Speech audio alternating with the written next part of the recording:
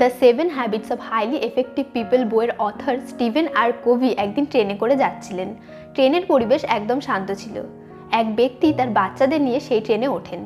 ট্রেনে ওঠার পর থেকেই বাচ্চাগুলি চিৎকার করতে থাকে, দৌড়াদৌড়ি করতে থাকে এবং ট্রেনে বসে থাকা অন্য যাত্রীদের হাতে থাকা পেপার নিয়ে টানাটানি করতে থাকে। কিন্তু অথর দেখেন যে তাদের বাবা তাদেরকে কিছু বলছে না এবং চুপ করে বসে আছে।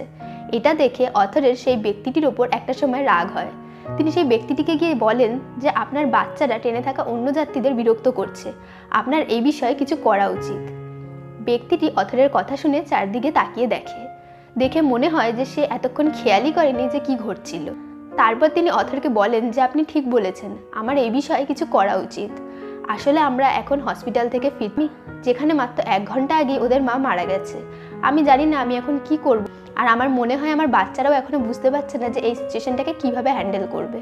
মুহূর্তের মধ্যে অথরের পুরো সিচুয়েশনটাকে দেখার দৃষ্টিভঙ্গি বদলে গেল। তার সমস্ত ইরিটেশন ভ্যানিশ হয়ে গেল এবং তার ব্যক্তিটির জন্য খুব খারাপ লাগলো। তিনি ব্যক্তিটিকে জিজ্ঞেস করলেন যে তিনি কিভাবে তাকে সাহায্য করতে পারেন। অথরের প্যারাডিগামের শিফটের প্যারাডিগাম হলো আমাদের নিজেদেরকে এবং নিজেদের চারপাশকে দেখার দৃষ্টিভঙ্গি।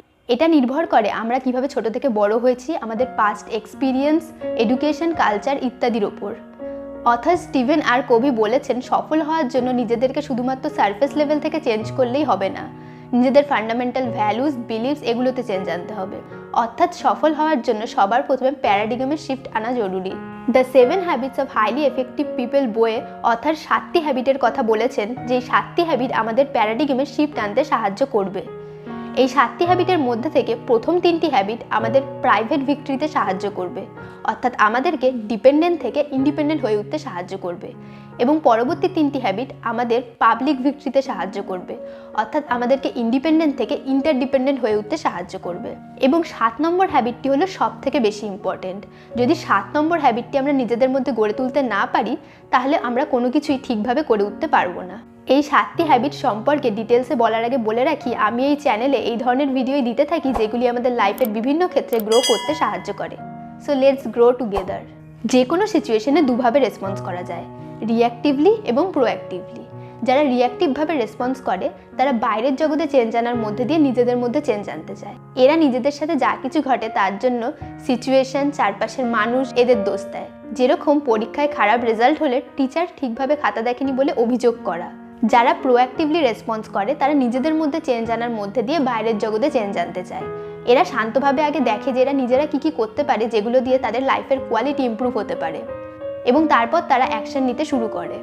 যেরকম এদের রেজাল্ট যদি খারাপ হয় তাহলে এরা দেখে যে এদের কোথায় কোথায় উইকনেস আছে এবং তারপর তারা সেই জিনিসগুলোর জন্য বেশি করে সময় দেয়।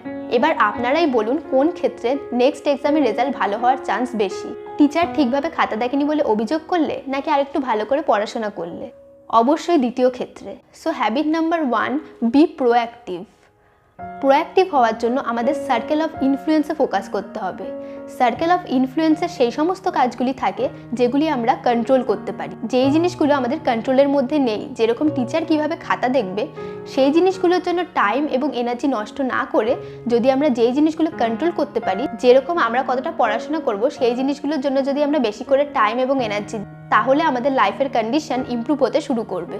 এবারে একটা কল্পনা করুন, ভেবে দেখুন যে আপনি জীবনের শেষে এসে আবার পুরো জীবনটাকে যখন ফিরে দেখবেন, তখন যদি আপনি দেখেন যে আপনি যা কিছু অ্যাচিভ করতে চেয়েছিলেন, যা কিছু করতে চেয়েছিলেন, যেরকম মানুষ হয়ে উঠতে চেয়েছিলেন, সেগুলি পেরেছেন, তখন আপনি কীরকম অনুভব করবেন? এবং এটাও ভেবে দেখুন যে আপনি যা কিছু অ্যাচিভ করতে চেয়েছিলেন সেগুলোর কোনোটাই অ্যাচিভ করতে পারেননি, সবসময় টাইম ওয়েস্ট করতে করতে জীবনের শেষ প্রান্তে চলে এসেছেন, তখন আপনি কীরকম অনুভব করবেন?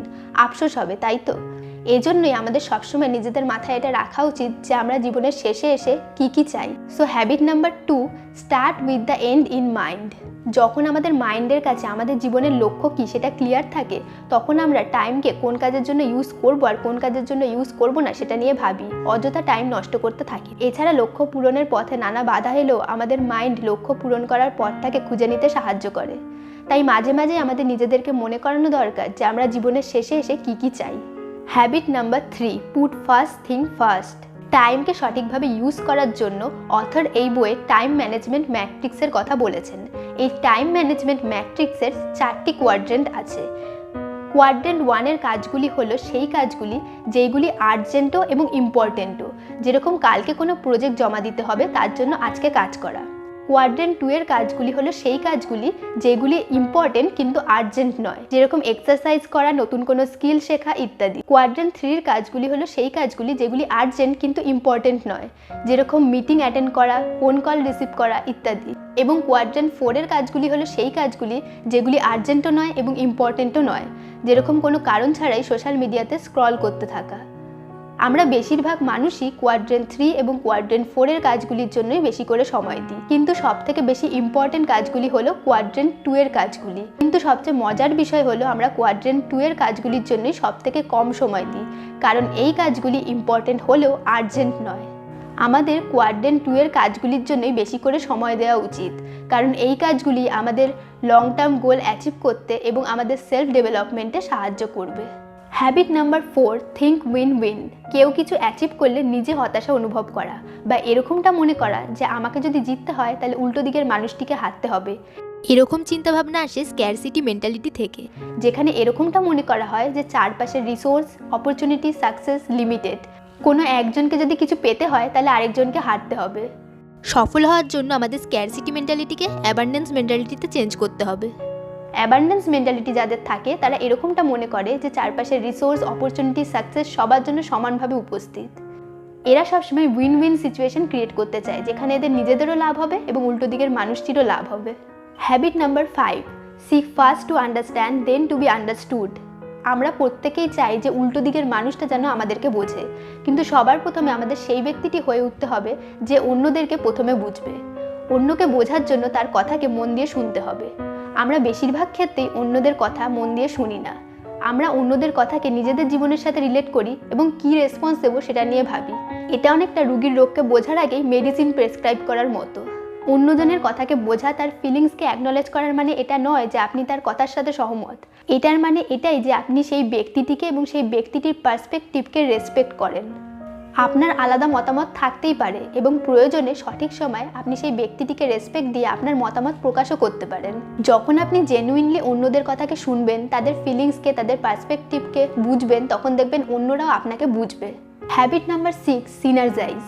আমরা প্রত্যেকে আলাদা, আমাদের প্রত্যেকের স্ট্রেংথ আলাদা, প্রত্যেকের পার্সপেক্টিভ আলাদা, এবং যখন আমরা এই ডিফারেন্ট স্ট্রেংথ, ডিফারেন্ট পার্সপেক্টিভের মানুষরা একসাথে কাজ করি তখনই আমাদের পক্ষে বড় বড় কাজ করে ওঠা সম্ভব হয়ে ওঠে।